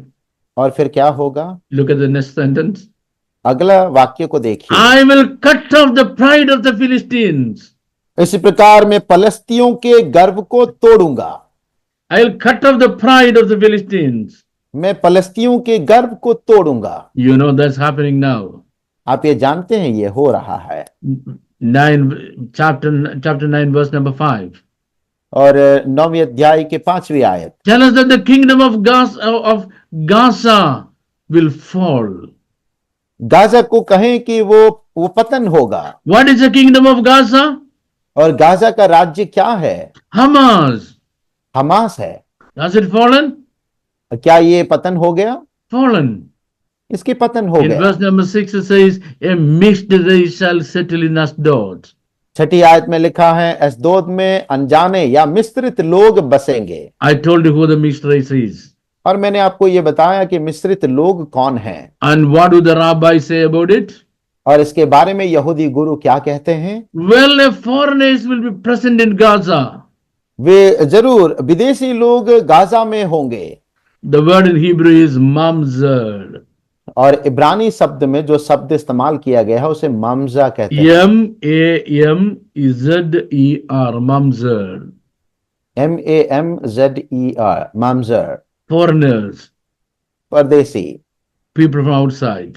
जो लोग विदेश से या बाहर से Well, हैं। this is what Trump has already told. और यही बात ट्रंप ने बता चुके हैं। And that's what is going to happen. और यही होने वाला है। Okay. ठीक है। God says, परमेश्वर कहते हैं, I will destroy the pride of the Philistines. मैं फलस्तियों के गर्व को तोड़ूंगा। It has already happened. और ये हो गया है। The prophecy is fulfilled. और ये भविष्यवाणी पूरी हो चुकी But है। wait, लेकिन इंतजार करें। there are more things to understand. वहां पे बहुत कुछ सीखने के लिए या What is the समझने next के लिए। things? अगली बात क्या है? The Jewish time. यहूदियों का समय। Right now is the time of the Jews. अब जो है यहूदियों का समय है। This is the time of the Jews to act. ये यहूदियों का समय है कि वो कुछ कार्य करें। Zechariah 9:11.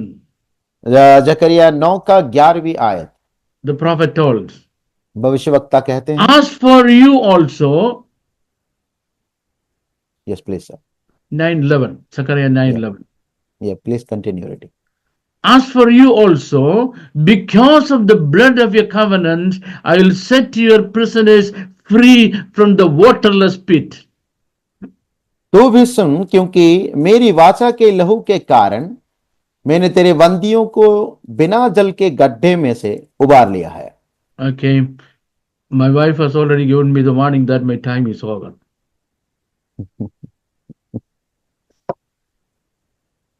It's good to have such wives, isn't it? But there are very more important points that I have to cover, and not only that, those of you who want the video of this class should alert Brother Sumit, and he will be giving it to you free of charge for a small amount of payment. Am I right, Sumit? The video is free, but you'll get a small amount of payment anyway. Let's come back. This is a very important thing. At the end of the day, you can decide whether you want to keep it or not. Okay, let's come back. So, the prophet prophesied, भविष्यवक्ता ने भविष्यवाणी की है, I will set your prisoners free from the waterless pit. मैं तेरे बंदियों को बिना जल के गड्ढे में से उबार लिया। I will set your prisoners free from the waterless pit. मैं तेरे बंदियों को बिना जल के गड्ढे से उबार लूंगा।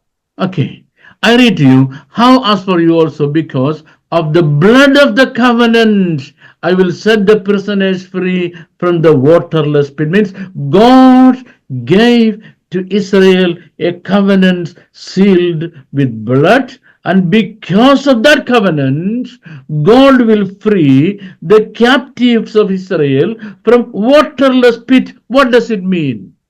क्योंकि परमेश्वर ने इस्राएलियों को एक वाचा दिया जो लहू के साथ बनाई गई, इसलिए वो कहते हैं कि मैं तेरे बंदियों को बिना जल के गड्ढे में से उबार लूंगा। इसका अर्थ क्या है? What is this waterless pit? ये बिना जल का गड्ढे क्या है? Let's go to Gaza. आए हम गाजा में जाएं। Carry a Hebrew Bible with us. आप अपने हिब्रू बाइबल को साथ ले चलें। And there you will see the word waterless pit. और वहां पे आप बिना जल के गड्ढे देखेंगे। You know what is waterless pit? आप जानते हैं वहां पे बिना जल के गड्ढे क्या है? Miles and miles of tunnels under Gaza. और जो मीलों दूरी तक बनाई गई जो टनल्स है वो गाजा के नीचे, Miles and miles of tunnels under Gaza. मीलों के दूरी तक जो बनाई गई गाजा में जो सुरंग हैं। The prophet prophesied 2400 years ago that the people of Israel will be taken as captives in this waterless pit. और भविष्यवक्ता ने 2400 साल पहले ही ये भविष्यवाणी कर दिए थे कि इसराइलियों के लोगों को बंदी बनाकर इस प्रकार के बिना जल के गड्ढे में से ले लिया The जाएगा। prophecy doesn't end there. और ये भविष्यवाणी वहां पूरी नहीं, They मतलब will खत्म be नहीं हुई है, released from the waterless pit. परंतु वे उस बिना जल के गड्ढे से उबारे लिए जाएंगे। Did you see 3 of them released on last Saturday from the waterless pit? क्या आपने देखा कि पिछले सप्ताह ही उसे बिना जल के गड्ढे से 3 लोगों को आजाद कर दिया गया था? Are you watching these days more and more Israelis released from the waterless pit? क्या आप इन दिनों में ज्यादा से ज्यादा लोगों को बिना जल के गड्ढे में से आजाद करते हुए देख रहे हैं? I got a simple question to ask you. एक साधारण प्रश्न है आपसे पूछने Is के there लिए, anything that stops you from believing the word of God? क्या कुछ भी आपको परमेश्वर के वचन को समझने में, विश्वास करने में रोक रही हैं? Can anybody in the world, any religion or any philosopher question the authenticity and the truthfulness of the word of God and the biblical prophecy? क्या कोई भी ऐसा धार्मिक व्यक्ति या फिर दर्शन शास्त्र व्यक्ति इस प्रकार के प्रश्न पूछते हैं कि परमेश्वर के वचन के सत्यता के ऊपर संदेह And करते हुए? today Israel is in the midst of a holy war. आज के दिन में इसराइल इस प्रकार के एक युद्ध के बीचों बीच है। God remembers the covenant he made with their fathers 3,500 years ago. परमेश्वर उसे स्मरण करते हैं कि उनके पूर्वजों से, उनके पिताओं से परमेश्वर ने 3500 वर्ष पहले एक वाचा बांधे थे। And to fulfill that prophecy, Trump has asked the people, asked the Hamas to release the captives.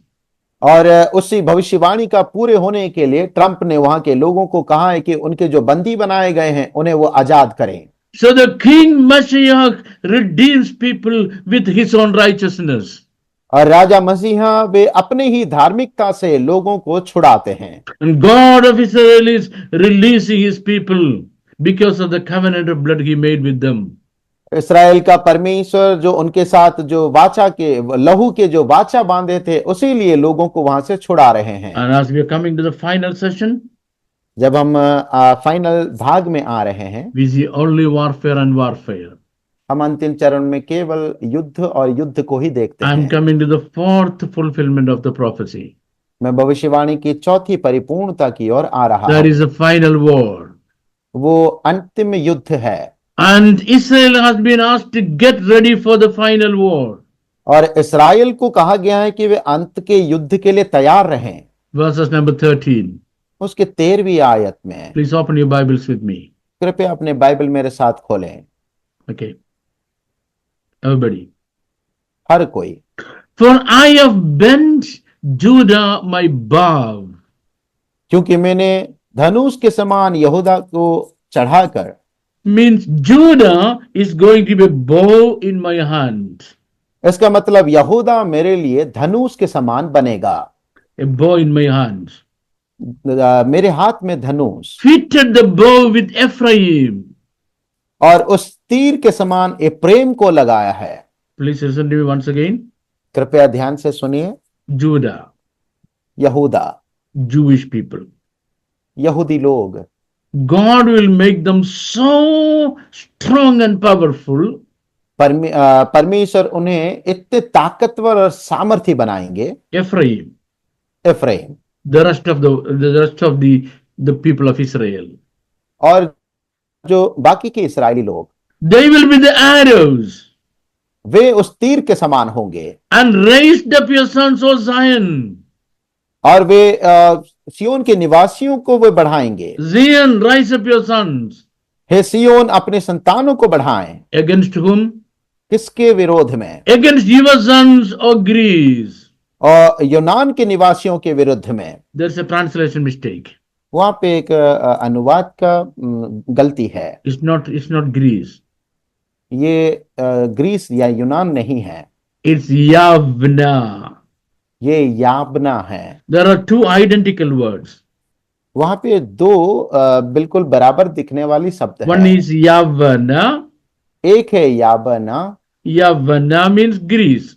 यवना का अर्थ ग्रीस है, Yavana is different. परंतु याबना अलग है। Yavana means Eastern Turkey. यबना का अर्थ जो पश्चिमी तुर्की है। Eastern Turkey. पश्चिमी तुर्की। Again, once again. एक और बार।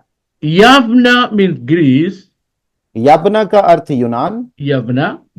यबना। Yavna. याबना। There is a slight difference in the vowel sounds. और उसके स्वर वर्ण में थोड़े से अंतर है।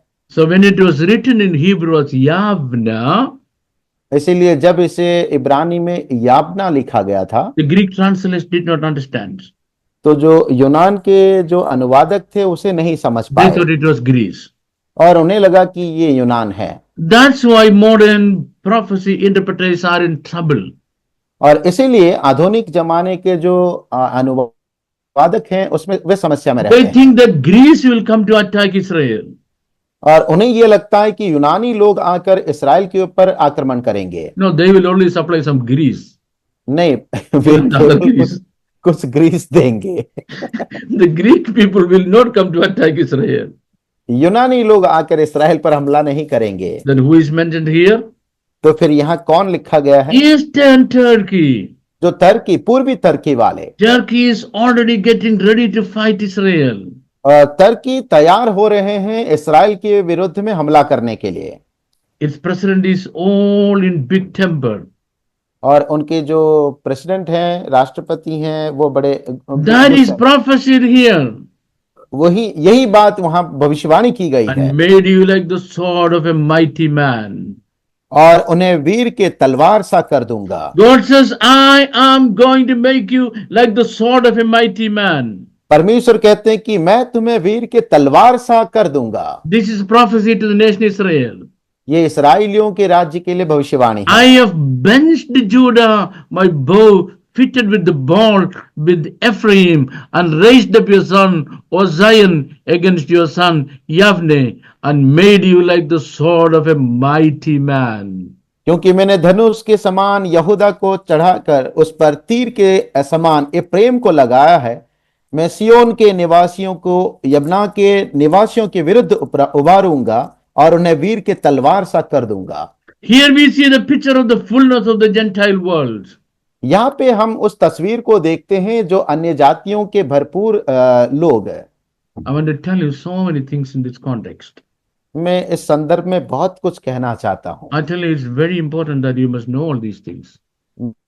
मैं चाहता हूं कि आप इसे सीखें क्योंकि ये बहुत ही महत्वपूर्ण है समझने के You लिए। don't think it is very important, क्या आपको नहीं लगता कि ये महत्वपूर्ण है? but I tell you, it's very important. पर मैं आपको बताना चाहता हूं कि ये महत्वपूर्ण है। Many people think that Russia will come to fight against Israel in the end days. बहुत सारे लोग ये सोचते हैं कि अंत के दिनों में रसिया आएंगे इसराइल के विरोध में लड़ने के लिए, Because there is a Rosh. क्योंकि वहां पे रोष है। Rosh is not Russia. रोष जो शब्द रसिया को नहीं दर्शाती Rosh है। is not Russia. रोष शब्द रसिया को नहीं दर्शाती है। Rosh is an extended part of Eastern Turkey. रोष जो है वो पूर्वी तुर्की के आगे बढ़ाए हुआ सीमा के आगे बढ़ाए हुए And इलाका they है। are coming to the land of Israel to fight against them.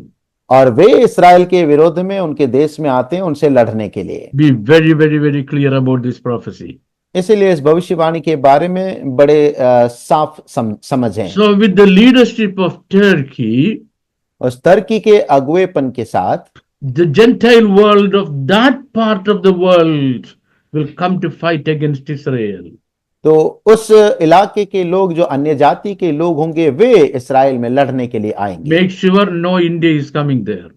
सुनिश्चित कर लें कि इंडिया वहां पे नहीं आ रहे हैं। No Chinese coming there. वहां कोई चाइनीज नहीं आ रहे हैं। And what is it? No, then who else is there? Okay, no Papua New Guinea or Australia is coming there. ना ही पपनिगनी ना ही ऑस्ट्रेलिया वहां आ रहे हैं। That's all our wrong understanding of prophetical words. ये सब भविष्यवाणी की हमारे गलत समझ है। So under the leadership of Turkey, all the Gentile nations will gather together to fight against Israel. और इस्राएल के विरुद्ध में लड़ने के लिए तुर्की के अगुवाईपन के अधीन में सारे जो अन्य जाति के मुल्क होंगे वे साथ आएंगे। That's already getting ready. और ये सब पहले से तैयारी हो रहे हैं। Zechariah told.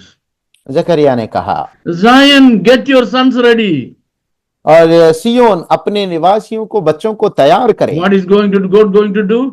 और परमेश्वर क्या करने जा रहे God हैं? is going to strengthen Judah कि परमेश्वर यहूदा को सामर्थी बनाएंगे like a bent bow, और वे एक झुका हुआ धनुष के समान, and He is going to use the rest of Israel as mighty swords. और बाकी के जो इस्राएली होंगे उन्हें वीर के तलवार का सा इस्तेमाल करेंगे। As mighty swords, He is going to use them. सामर्थी तलवार के रूप में उन्हें इस्तेमाल करेंगे। Are you with me? क्या आप मेरे साथ हैं? Okay, let's go forward. आए हम आगे की ओर बढ़ें। Okay. He is filling the bow. Okay, that I have already told. Now, we're coming to verse number 10. And then that's okay. And the 10 tribes called Ephraim will put my band in fullness as a bow ready to shoot in the great strength. Verse number sir? No, no, it's not from the well. The 10 tribes of Ephraim will put my band in fullness as a bow ready to shoot in the great strength. Ephraim के जो 10 गोत्र के लोग होंगे वो मेरे band को अपने ऊपर लेते हुए वो एक धनुष को बड़े सामर्थ्य के साथ चलाने के लिए जाएंगे। That means the larger part of the people of Israel scattered all over the United States. इसका मतलब जो युक्त राष्ट्र में फैले हुए जो यहूदी हैं, इस्राएली हैं, they'll gather together to give strength to Judah. वे सबके सब इकट्ठे हो जाएंगे यहूदा को ताकत में देने के लिए। So America has to choose today whether or not they should obey the prophecy or not. America ने ये विकल्प को चुन लिया है कि वे उस भविष्यवाणी को पूरा करें या ना करें। There are two forces in front of America. America के सामने अभी दो ताकतें हैं। One is the force of Israel, Israel. एक है की ताकत, Other is the force of support Edom. और दूसरा है जो एदोम के सहायता करने वाली ताकत। So who are they going to support? तो फिर वे किसकी सहायता करेंगे? Okay. Now, true to those who are agreeing to the plan that President Trump is putting into place. One second, sir. True to those who are agreeing to the plan that President Trump is putting into place. ये सत्य बात है कि उनके लिए जो Trump उनके लिए ये बातें रख रहे हैं, He is preparing mighty men. वो ताकतवर लोगों को तैयार कर रहे हैं। That means the Gentile world is going to tremble at the united forces of the children of God. इसका मतलब परमेश्वर के संतानों की जो कार्य है उसे देखकर अन्य जाति के लोग वह थरथराएंगे। That's why God is saying, you wake up, sons of Zion. इसीलिए परमेश्वर यहाँ पे कहते हैं कि तुम जो सियोन के संतान हैं तुम जागो। So they have to go and fight. उन्हें जाकर लड़ना होगा। Now we are coming to Zechariah 9:13. अब हम जकरिया 9वीं अध्याय की 13वीं आयत पर आते हैं। Here we see the essence of Gaza being taken and the people being removed. और हम यहाँ पे देख रहे हैं कि गाजा के जो लोगों को वहां से उखाड़ कर फेंक दिया जाता है। What are we seeing now? हम अभी क्या देख रहे हैं? Hostages being released. और जो बंदियों को छोड़ते हुए देख रहे हैं। Israel becoming more warlike. और इस्राएल बहुत ही युद्ध की ओर बढ़ते हुए देख Trump रहे is हैं। supporting them. ट्रंप उनकी मदद करते हुए देख रहे हैं। And now two more shocking prophecies. और अब दो अचंभित करने वाली भविष्यवाणी है। Two more shocking prophecies. दो और अचंभित करने वाली भविष्यवाणी है। The prophet says, भविष्यवक्ता कहते the हैं, Lord will be seen over them and his arrow will go forth in the light. प्रभु उनकी ओर से दिखाई देंगे और जो तीर है वो दिन पर चलेगी। The Lord will blow the trumpet and go with whirlwinds from the south.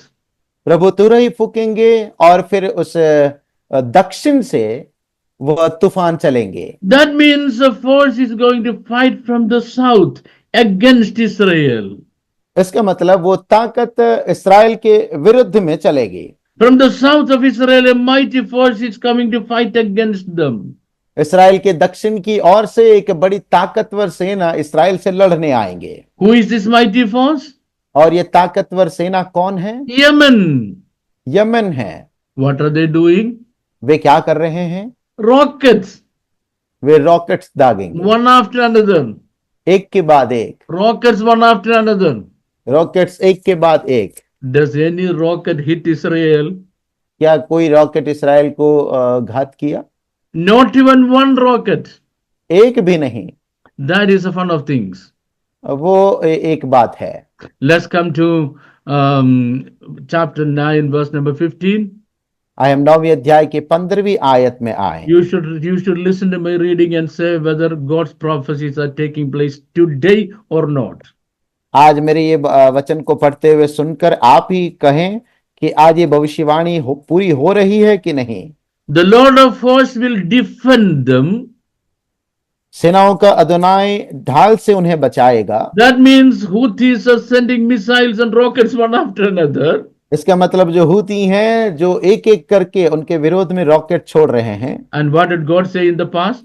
और परमेश्वर ने भूतकाल में क्या कहा? Eternal God is your refuge. अनंत काल का जो परमेश्वर आपका शरण स्थान Underneath है, are everlasting arms.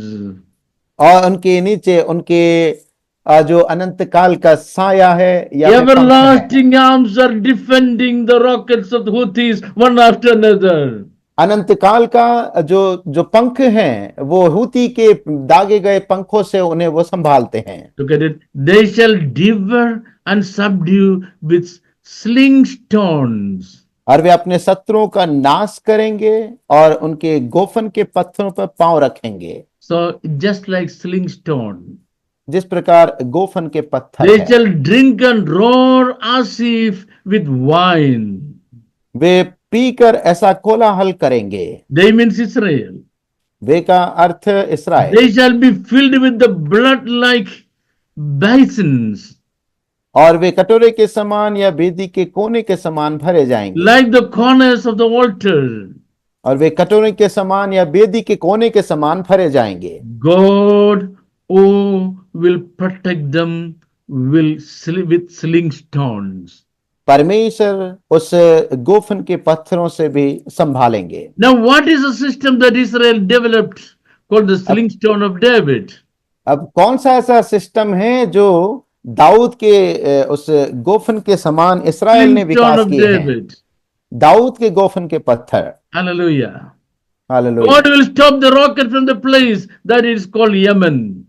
और परमेश्वर उस रॉकेट को रोकेंगे जिसे यमन कहा जाता है। Yemen is sending rocket and God is stopping them. Yemen वो रॉकेट भेजते हैं और परमेश्वर उन्हें रोकते हैं। So exactly what is happening now to make things clear beyond a shadow of doubt.